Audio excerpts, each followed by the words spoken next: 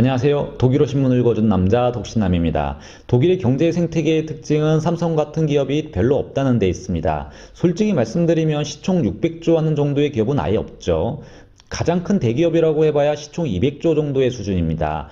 독일을 대표하는 제조 혁신기업 지멘스는 150조 정도가 되고요. 세계 최대 전사적 자원관리 소프트웨어 회사인 SAP가 180조 정도가 됩니다. SAP가 바로 독일 최고의 시가총액을 가진 기업이죠. 그리고 세계 최고의 자동차 완성차 업체인 폴크스바겐이 대략 170조 정도 됩니다. 삼성에 비하면 턱없이 부족하죠. 그래서 독일은 삼성과 같은 기업을 늘 부러워하고 있습니다.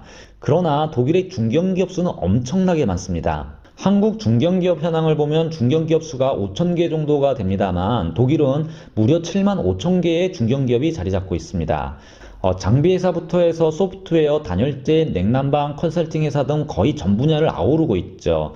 히든 챔피언 숫자만 해도 무려 1,500개나 됩니다. 즉, 한 기업의 독일 경제는 의존하고 있지 않는 경제 구조를 가지고 있다는 것이 특징입니다. 그러면 이런 다양한 산업 생태계를 가진 독일어권 나라에서 한국의 경제를 어떻게 바라보고 있을까요? 독일 언론들은 한국 경제를 이해하려면 삼성을 바라봐야 한다고 주장을 합니다. 오늘 영상은 사실 저희들에게 어쩌면 많이 알려진, 그래서 이제는 더 이상 크게 화두가 되지 않는 얘기일 수도 있습니다. 물론 4차 산업혁명으로 넘어가면서 삼성 외에도 쿠팡이나 카카오 등 뛰어난 기업들이 많이 나오고 있는 것은 사실입니다만 여전히 삼성의 의존적인 경제 구조를 보이고 있다는 점도 거짓은 아닙니다. 저희에게는 불편한 진실입니다만 가끔 외국의 시선도 중요해 보입니다. 코로나 위기 가운데 한국 산업의 수출이 약진을 보이며 회복 신호를 알리고 있다는 소식이 있었는데요. 작년 12월 한국의 수출량은 2019년 같은 달에 비해 12.6%가 상승했다고 독일 유력 경제일간지 한델스블라트가 2021년 1월 1일 보도했던 적이 있었습니다. 신문은 한국은 자유무역협정을 강화하고 있고 강력한 경기 회복을 보이고 있다고 평을 했습니다. 그런데 여기서 기사가 강조한 산업 분야는 바로 반도체입니다. 한국의 수출을 끌어올린 것은 다름이 아니라 바로 반도체 산업 때문이라고 매체는 밝히고 있습니다. 2020년 12월 한 달 동안 514억 달러의 수출을 기록했으며 2019년 12월에 비해 12.6%가 상승한 것이라고 기사는 전합니다. 그리고 여기서 반도체 수출은 작년 한 해 총 990억 달러 이상으로 5.6%가 상승했다고 밝히고 있습니다. 신문은 반도체 산업은 한국 경제에게 가장 중요한 수출 품목이라고 말을 하고 있는데요. 이렇게 한국하고 반도체는 뛸래야 뛸 수 없는 산업 분야임을 독일 언론들은 조명을 하고 있습니다. 그리고 반도체를 얘기하면 당연 삼성을 빼놓을 수가 없죠. 그래서 많은 독일어권 언론사들은 삼성 없는 한국은 무엇인가 라는 질문을 종종 합니다. 이들은 삼성과 한국을 어떻게 보고 있을까? 이 질문에 답하기 위해서 2012년부터 최근 기사 내용까지 보도된 내용의 기사를 살펴볼 필요가 있습니다.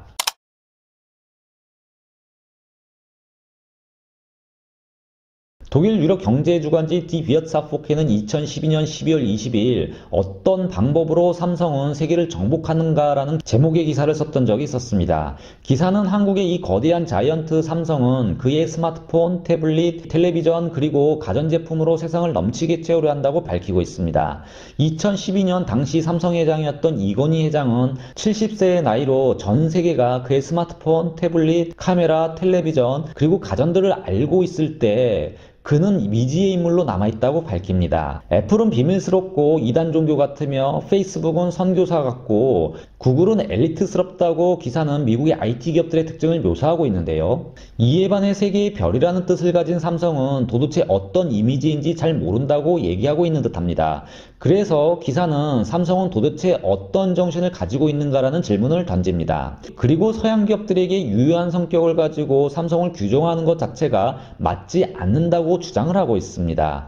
신문은 그 이유로 삼성은 군대같이 팽팽한 생산 능력과 극단적인 결과지향적 매니지먼트의 믹스된 형태라고 말할 수 있기 때문이라고 삼성의 특색에 대해 길게 서술하고 있습니다. 비밀스러운 애플, 엘리트 같은 구글같이 한 단어로 설명이 안 된다는 것이죠. 그리고 이런 기업 정신은 1938년 삼성을 창립한 고 이병철 회장 때부터였으며 그 후부터 오늘날까지 삼성은 쭉 그래왔고 그런 삼성의 존재는 한국에게 거대하다고 말을 하고 있습니다. 그리고 지금까지 삼성 리퍼블릭이라고 한국을 두고 말하고 있다고 기사는 전합니다. 왜냐하면 삼성은 기름 탱크를 만들고 높은 건물들을 짓기도 하며 보험을 팔기도 한다고 말을 합니다. 또한 전자제품을 생산하고 BMW와 함께 배터리도 개발하고 있기 때문이라고 신문은 한국을 삼성공화국이라 불리는 그 이유를 설명하고 있습니다. 매체는 모든 한국 경제에는 삼성이 있다고 주장을 하고 있는 것이죠. 또한 삼성 이건희 회장은 삼성을 통해 거대한 영향력을 행사하고 있을 뿐만 아니라 법 위에 군림하고 있다고까지 강조합니다. 이 기사는 아까 설명드린 것처럼 2012년 기사죠. 기사는 당시 삼성의 저력과 함께 삼성에 대한 비판도 함께하고 있습니다. 매체는 이와 함께 삼성 스마트폰은 애플의 쌍둥이인가라는 내용도 함께 내보내며 당시 애플의 아이폰 디자인 특허침에 관련에 대해서도 상세히 전하고 있습니다. 배경화면을 보시면 기사는 이렇게 삼성폰으로 아이폰을 촬영하고 있는 사진을 제시하고 있습니다. 그러나 삼성은 게임을 이기기 위한 철두철미한 원칙이 있다며 삼성의 강점을 강조하며 설명하고 있습니다. 기사는 세계 챔피언이 되기 위해 삼성은 두 개의 원칙이 있다고 전하고 있는데요. 이는 이제 전 세계 하드웨어 산업에서 교과서 같은 원칙이라고 주장을 합니다. 첫 번째 원칙은 한국인들은 개발과 생산이 톱니바퀴를 맞춰 돌아가듯 그 조화가 최대치를 이룬다고 말합니다. 둘째는 수요가 있을 때 타겟팅된 투자를 한다는 것인데요. 신문은 당시까지만 해도 삼성은 삼성전자의 엔지니어 반이 반도체 생산 라인에서 반도체를 만들어내고 있고, 그리고 직원의 다른 50%는 다음 세대 반도체를 위해 실험실에서 연구를 진행하고 있다고 밝힙니다. 이를 위해 전통적인 메모리 칩에서 플래시 메모리로 삼성은 넘어왔고 디지털 카메라에 공급을 하며 빠르게 성장을 했다고 밝히고 있습니다. 특히 삼성은 경기 사이클과 역행해서 투자를 하고 동시에 하락하는 가격에도 불구하고 생산시설을 모던하게 만들어 붐을 일으킨다고 주장을 하고 있습니다. 그리고 기사는 삼성의 강점으로 삼성은 효율적인 생산을 할 수 있고 표준화된 대량 품목에 집중, 비용의 이점을 목표로 삼는다고 소니 대 삼성 책의 저자 장세진 씨의 말을 인용 삼성을 설명하고 있습니다. 신문은 삼성을 이렇게 설명을 하고 있지만요, 이런 투지가 바로 한국인의 기질이라는 점을 우회적으로 거론을 합니다. 즉 삼성을 보면 한국 기업 문화를 볼 수 있다고 주장을 하고 있는 셈이죠. 이렇게 삼성은 아주 똑똑하고 한국에서 그 영향력이 거대하며 삼성의 위치는 절대적이라는 시각이 2012년이었습니다. 이런 독일 언론의 시각은 시간이 지나면서 더 명확해집니다.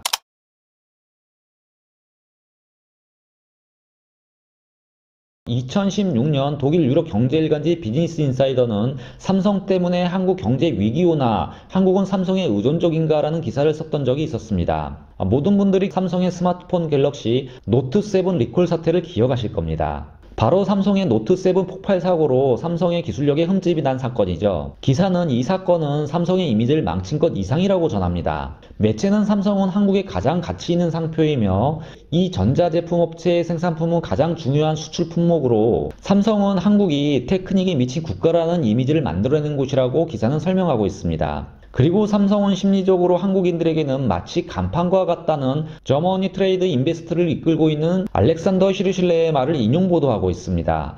물론 신문은 삼성이 이를 통해 생존의 위협을 받을 정도는 아니라고 분석가들의 공통된 의견을 전달하고 있습니다. 단지 삼성은 이미지에 예민한 상처가 났을 뿐이라고 평가를 합니다. 그러나 기사는 이런 상처가 악용될 수 있다고 판단하고 있는 것인데요. 그 이유는 당시 스마트폰 시장의 분위기가 쉽지 않은 쪽으로 전개되어 가고 있기 때문이었습니다. 신문은 한국은 추격자에서 이제 추격을 받는 자로 바뀌었다고 말을 합니다. 바로 중국 업체들의 추격을 받기 시작했다는 것이죠. 그리고 이에 따라 이렇게 쫓기고 있는 삼성이 한국 경제에 어떤 영향을 미치는가는 독일 언론들의 주된 관심사였습니다. 신문은 삼성은 모든 한국 경제의 징조가 되는 전형이라고 말을 합니다. 기사는 또한 당시 한국의 시장 상황을 조명하고 있습니다. 한국은 기존에 있던 제품을 더 좋은 제품과 더 값싸고 매력적인 가격 전략으로 공략해서 성공했던 나라로 어느덧 이런 방식을 지금 중국이 따라하고 있으며 중국은 지금 경쟁자로 바로 한국 등 뒤에 있다. 그리고 더 거대한 시장 권력을 가지고 있다고 설명하고 있습니다. 신문은 계속해서 자신과 추격자 사이의 퀄리티 틈새 사이에서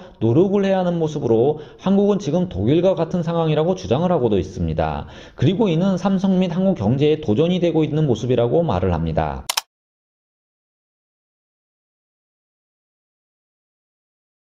그리고 3년이 지나 2019년 스위스의 대표 언론사인 노이어 쭈리시 자이퉁은 한국 경제를 이해하고자 한다면 삼성을 반드시 이해해야 한다 전하며 삼성과 한국은 현저히 변화하고 있다는 내용을 보도했던 적이 있었습니다. 기사는 삼성이 없다면 한국에서의 경제 생활은 생각하기 어렵다고 말을 합니다. 한국 경제 구석구석 호텔부터 금융업까지 삼성의 모습을 소개하고 있고요. 삼성은 한국에서 제일 큰 재벌이라는 점도 강조합니다. 기사에 따르면 삼성은 가장 많은 스마트폰을 파는 기업으로 소비자들에게 고급 텔레비전을 제공하고 있기도 한다고 말을 합니다. 지금 보시면 독일 언론이 2012년 관찰에서 한국 경제를 묘사했던 그 부분이 2019년 스위스 언론에서도 그대로 반복되고 있는 것을 볼 수가 있습니다. 기사는 삼성은 다른 어떤 기업들보다 많은 반도체를 생산하고 있고 컨설팅 회사들에 따르면 삼성의 브랜드 가치는 세계 6위라고 설명을 하고 있습니다. 또한 삼성은 미래에 적합한 기술을 가지고 있고 그 예로 빅스비라는 언어 어시스턴트를 개발했다고 말을 합니다. 그리고 이는 미래 산업에 있어 아주 중요할 것이라고 신문은 설명을 하고 있는데요. 바로 미래에는 스마트워치, 스마트폰 또는 자동차가 오늘날보다 서로 통합될 것이고 이는 디스플레이가 아닌 언어로 될 것이라고 설명을 하고 있습니다.